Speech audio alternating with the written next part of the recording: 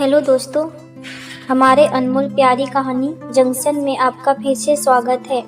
आज हम आपके लिए लाए हैं एक ऐसी दिल छू लेने वाली और प्रेरणादायक कहानी जहां एक गृहिणी अपने स्वाभिमान और अपनी पहचान के लिए लड़ती है जब उसे बार बार उसके अतीत और उसकी सीमाओं से तोला जाता है। रिया की शादी को 7 साल हो चुके थे। उसका पति आशीष एक मल्टीनेशनल कंपनी में अच्छी पोस्ट पर था। उनके 2 प्यारे बच्चे थे, एक 5 साल का बेटा रौनक और एक 3 साल की बेटी परी। रिया ने शादी के बाद अपनी अच्छी खासी नौकरी छोड़ दी थी ताकि वह अपने परिवार और बच्चों को पूरा समय दे सके।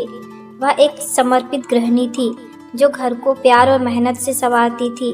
बच्चे हमेशा साफ सुथरे रहते, घर चमकता रहता और आशीष का हर काम चुटकियों में हो जाता था। वह खुद को खुशकिस्मत मानती थी कि उसे ऐसा परिवार मिला। लेकिन आशीष की बड़ी बहन अंजलि, जो अक्सर उनके घर आती रहती थी, रिया को कभी पूरी तरह से स्वीकार नहीं कर पाई थी। अंजलि खुद एक सफल कारपोरेट वकील थी और उसे लगता था कि एक हाउसवाइफ होने का मतलब है कि रिया ने अपने जीवन में कुछ हासिल नहीं किया।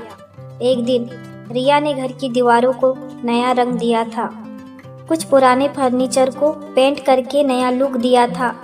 पूरा घर ताजा और सुंदर लग रहा था। अंजलि दोपहर के खाने पर आई।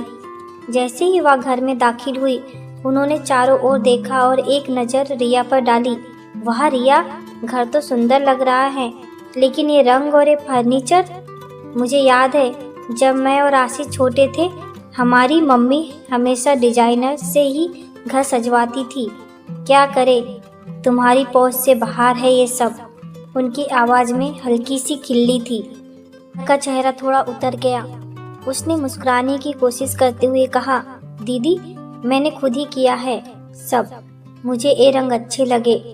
अंजलि ने चाय का कप उठाते हुए कहा, हाँ वही तो, तुम जैसी हाउसवाइफ के लिए ये सब ठीक है।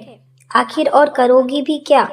हम जैसे कामकाजी लोग तो अपनी कमाई से ही अच्छी चीज़ें खरीद पाते हैं। रिया को ये शब्द हमेशा चुभते थे। अंजलि अक्सर उसे उसकी पूर्ण नौकरी पेशा पहचान या हाउसवाइफ होने के कारण ताना मारती रहती थी।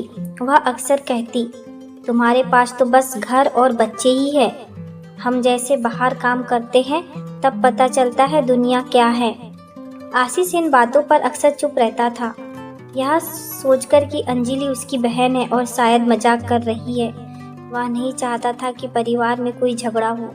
एक दिन अंजलि ने अपने बच्चों के लिए एक बहुत महंगा खिलौना खरीदा और उसे रिया के बच्चों को दिखाया। रौनक और परी उसे देखकर बहुत खुश हुए। अंजलि ने रिया से कहा, ये देखो रिया, खास खिलौना है, बड़े बड़े शहरों में मिलता है, तुम तो घर में रहती हो, तुम्हें क्या पता ये सब। रिया ने मुस्कुराकर कहा, दीदी हमारे पास खिलौने हैं और बच्चे भी खुश हैं। अंजलि ने हंसते हुए कहा, हाँ लेकिन उन खिलौनों की कोई क्वालिटी नहीं होती। तुम कमाती नहीं हो तो ऐसी महंगी चीजें बच्चों को नहीं दे सकती। रात रिया चुपचाप बैठी रो रही थी। उसे लगा कि वह चाहे कितनी भी मेहनत कर ले, अंजलि उसे कभी सम्मान नहीं देगी। उसे अपनी पहचान पर सवाल उठते महसूस हुए। तभी आशीष कमरे में आया। उसने रिया के आंसू देखे। क्या हुआ रिया, तुम रो क्यों रही हो?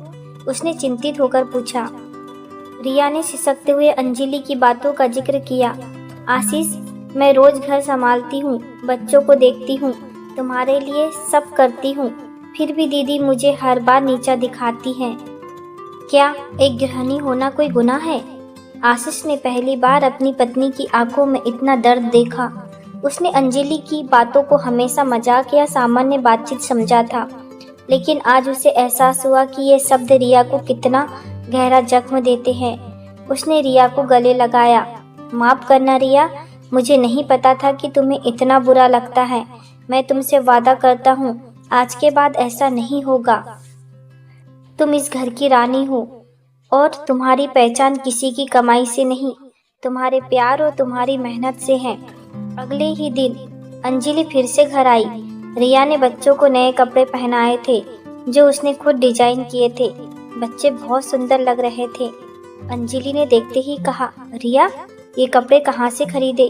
बाजार में आजकल कितने अच्छे डिजाइनर कपड़े मिलते हैं। तुम घर में रहकर पुरानी डिजाइनें ही देखती रहती हो। रिया ने इस बार हिम्मत की और धीरे से बोली, दीदी ये कपड़े मैंने खुद बनाए हैं। अंजलि ने जोर से हंसते हुए कहा, क्या बात कर रही हो? तुम्हारे पास कहाँ इतना समय और कहाँ इतना टैलेंट। उनकी आवाज़ में वही उपवास था। हमें तो दफ्तर से फुर्सत नहीं मिलती। तुम घर में बैठी रहती हो तो कुछ भी कर लेती हो। हमारी लाइफ स्टाइल अलग है। तभी आशीष, जो वहीं खड़ा था, तुरंत आगे आया।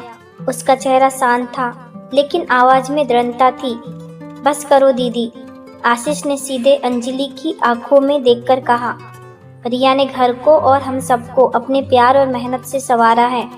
उसने अपनी नौकरी छोड़ी ताकि हम सब खुश रह सके। और रही बात टैलेंट की, तो यहाँ जो कपड़े इसने बनाए हैं ये किसी डिजाइनर से कम नहीं है। अंजलि हैरान रह गई। उसने कभी नहीं सोचा था कि आशीष उसके खिलाफ बोलेगा। आशीष ने आगे कहा, हमारा घर और हमारी जिंदगी रिया की वजह से ही इतनी अच्छी है। तुम कहती हो लाइफ स्टाइल अलग है? हाँ है।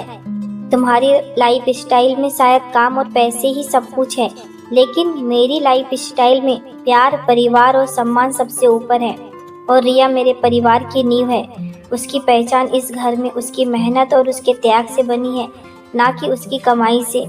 आशीष ने अंजलि की ओर देखते हुए अपनी बात पूरी की। आज के बाद अगर मैंने कभी तुम्हें रिया या उसकी मेहनत को नीचा दिखाते हुए सुना तो मेरा घर तुम्हारे लिए खुला नहीं रहेगा।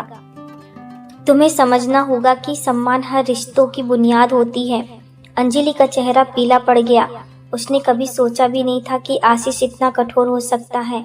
वह चुपचाप खड़ी रही और थोड़ी देर बाद बिना कुछ कहे घर से निकल गई। रिया ने कृतज्ञ भरी नजरों से आशीष को देखा।